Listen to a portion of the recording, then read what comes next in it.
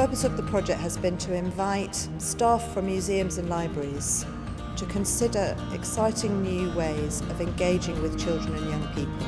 And the process that we've created has been based on a creative inquiry approach. So we started off with a conversation about what people find inspiring. What do they feel passionate about? What are the sources of inspiration for them, both inside their work environment but also outside in their lives?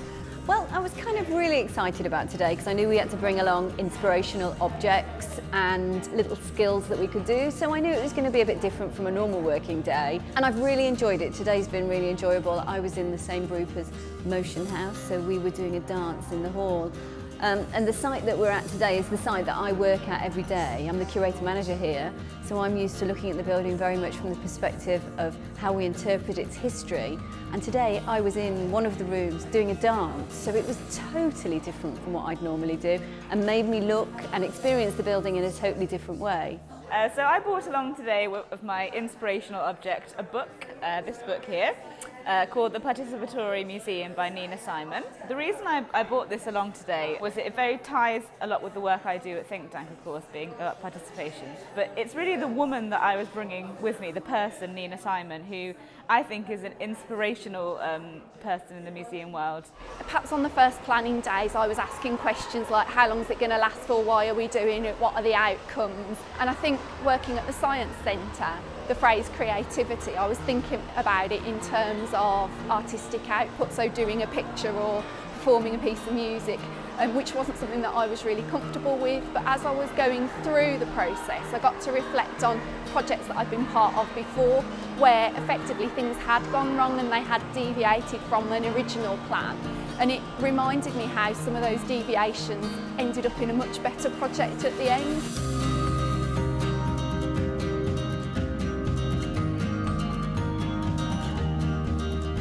We've invited a range of artists working in different art forms and different disciplines to create an experience for our participants which gives them an insight into each artist's way of thinking, way of looking at the world, their creative practice.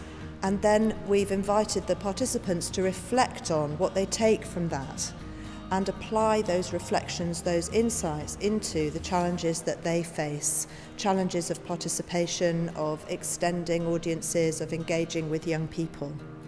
And then we've invited artists who really we feel can respond to that brief or that context in exciting ways to come and visit their locations and generate between 2 and 7 different ideas for creative projects or processes, their own responses to those locations. And then we've invited them to share those with the participants. And through that, encouraging them to reflect on the different sort of relationships that they could have with artists and practitioners, so that they can really start to see what it might be like to be a creative producer, to define a brief together with an artist, not fix the outcomes in advance, but rather identify the questions rather than the answers. Artists bring ideas, they bring fresh approaches to engaging our audiences with culture, with heritage, of art, history, science. They can kind of think outside the box and encourage us to think outside the box and find new ways to engage audiences and provide them with those really unique kind of emotional experiences that they're going to drive them to come back and revisit us. Meeting the artists today has been really good because it's been a really good chance to see how other people from outside would interpret the site, and quite often those people are bringing their own expertise and their own skills and knowledge of their art forms and adding it to the site, which is brilliant really.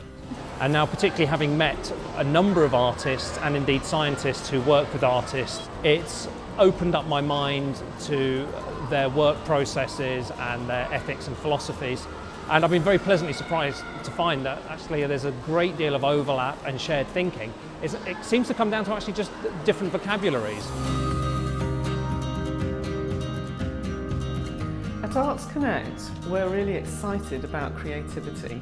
We're really passionate about the arts and heritage sector that we support because we know the value of some of the fantastic collections we have in this region. We know the value of them for children and young people. And we also have a rich resource in the national portfolio organisations we have in this region.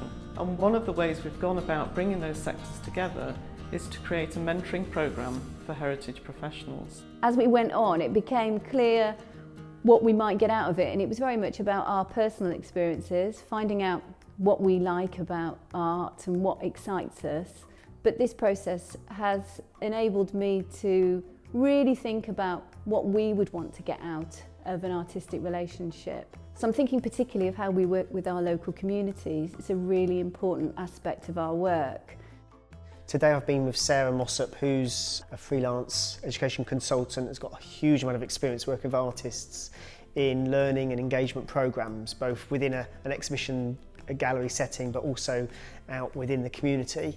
So today's been an opportunity for Sarah to impart her knowledge and expertise. In preparation for my meeting with Toby, I was putting together a package of information about all the things which I feel I've learnt over the years, which I think might be useful, but also identifying a number of artists whose practice I think is really interesting, both in terms of what they're making in terms of new work, but the kinds of situations they work in, and also people who have a lot of experience of working with different audiences, who are quite confident about working in a participatory situation.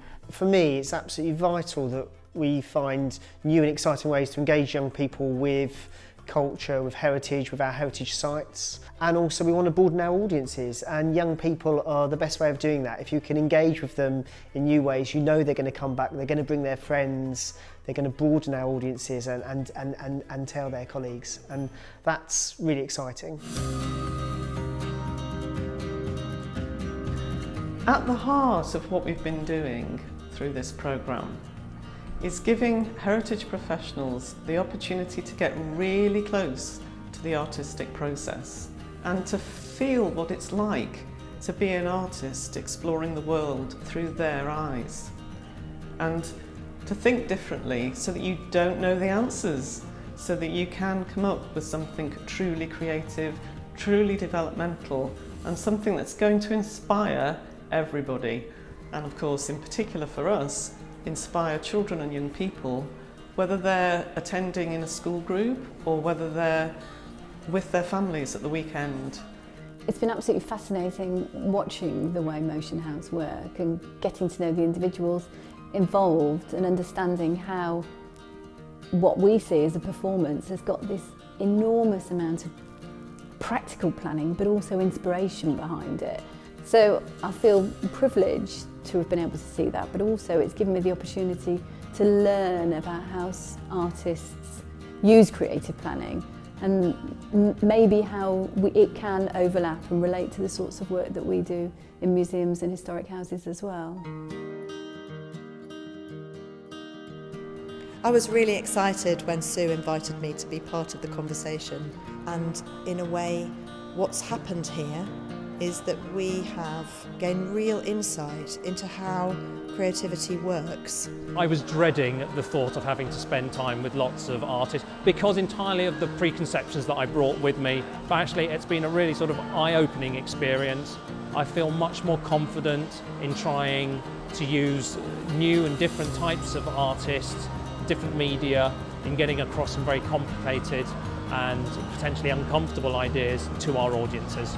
So where this process could have been a training programme of more conventional means, actually this has been a hugely creative process which has involved very high quality and experienced artists working across a range of practices to really engage with the participants, to share how they think, how they see, as well as what they make.